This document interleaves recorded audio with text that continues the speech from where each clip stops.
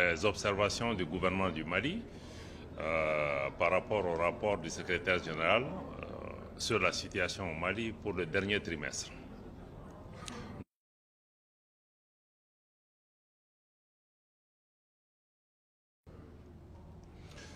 Bonjour, nous venons de présenter les observations du gouvernement du Mali par rapport au rapport du secrétaire général sur la situation au Mali pour le dernier trimestre.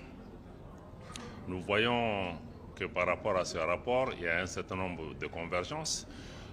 D'abord, le rapport se félicite de la diminution considérable de près de 58% des cas allégués de violation des droits de l'homme, et par rapport aussi au processus de transition en cours au Mali, le rapport se félicite aussi des progrès qui ont été accomplis par les autorités maliennes par rapport à la mise en place du chronogramme lié au processus de transition pour un retour à l'ordre constitutionnel au début de l'année prochaine et les étapes qui doivent nous mener à cette question. Naturellement, sur la question de la mise en œuvre de l'accord pour la paix et la réconciliation issue du processus d'Alger, nous avons réitéré encore une fois l'engagement du gouvernement du Mali par rapport à sa mise en œuvre, mais nous avons aussi détaillé les efforts, les initiatives et les actions qui ont été déployées par le gouvernement en rapport avec les autres parties signataires pour pouvoir avancer sur le processus du DDR, sur aussi l'ensemble des autres questions. Sur la question, de manière générale, nous avons estimé qu'il est important que de plus en plus le Conseil de sécurité, mais également le rapport du secrétaire général puisse chaque fois valoriser davantage l'effort important qui est fait par les autorités maliennes pour pouvoir apporter la sécurité. Il y a des opérations militaires d'envergure qui sont en cours, qui ont apporté aussi des résultats appréciables sur le terrain.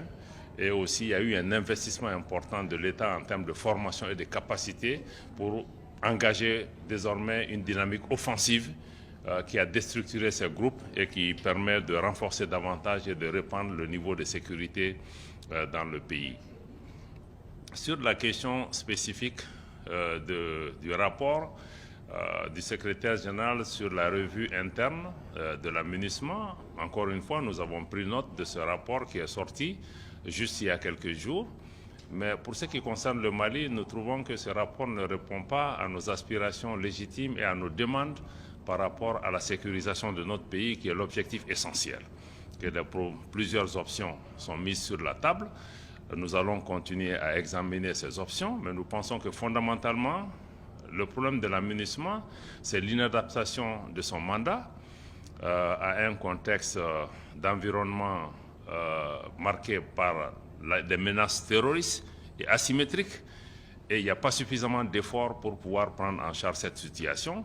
Et il est important que le travail de la mission soit davantage articulé avec les autorités maliennes par rapport à cela. Donc, nous pensons que ce qui est mis sur la table ne prend pas en charge la gravité de la situation sur le terrain et la nécessité de pouvoir travailler à l'inversé.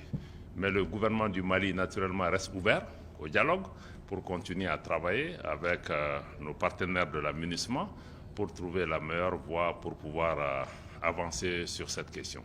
Voilà un peu en gros, en tout cas, ce qui est un peu ressorti. Dans les débats, nous avons tenu à rappeler, parce qu'il y a eu quelques commentaires par rapport à certains choix de partenaires de notre pays, notamment la Russie. Le Mali a été absolument clair en rappelant les principes clés qui ont été édictés par son Excellence le colonel Assimi Goïta, président de la transition, chef de l'État. Principes clés qui vont gouverner l'action publique au Mali, mais aussi nos rapports avec nos partenaires. Le premier point, c'est le respect de la souveraineté du Mali. Le deuxième point, c'est le respect des choix stratégiques et des choix de partenaires du Mali. Et le troisième, c'est la prise en compte des intérêts vitaux des populations maliennes dans toutes les décisions prises. Et nous avons indiqué que le Mali ne va pas continuer à se justifier par rapport au choix de ses partenaires. Et vous avez entendu que le délégué russe lui-même l'a indiqué très clairement que la coopération entre le Mali et l'État de Russie se fait dans le plein respect du droit international. Voilà les quelques éléments que nous avons apportés à la discussion et nous restons ouverts pour pouvoir continuer à travailler pour le retour à l'ordre constitutionnel, mais aussi le préalable qui est de renforcer la sécurisation du pays pour créer les conditions nécessaires pour la tenue de l'action. Mais nous allons continuer à travailler pour amener la paix et la sécurité dans notre pays, à continuer à tendre la main à nos frères des mouvements signataires afin qu'ils puissent revenir s'asseoir autour de la table pour que nous puissions continuer à travailler ensemble pour mettre notre pays à l'abri des menaces qui nous guettent.